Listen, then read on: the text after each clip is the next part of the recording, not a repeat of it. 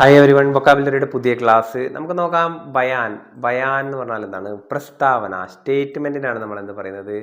ബയാൻ എന്ന് പറയുന്നത്. ടീക്കെ ബയാൻ എന്ന് പറഞ്ഞാൽ പ്രസ്താവന, ടീക്കെ സ്റ്റേറ്റ്മെന്റ്. ഭയങ്കർ, ഭയാനകമായ, ടീക്കെ ഭയങ്കർ ഹാസ, ഭയാനകമായ അപകടം. ടീക്കെ ഹാസ എന്ന് പറഞ്ഞാൽ എന്താണ്? ഇവിടെ അപകടം എന്നാണ്. ടീക്കെ ഭയങ്കർ ഹാസ, ഭയങ്കർ ഹംല, ഓക്കെ, അറ്റാക്ക്. അപ്പം ഭയങ്കർ ഹാദ്സ, ഭയങ്കർ എന്താണ്?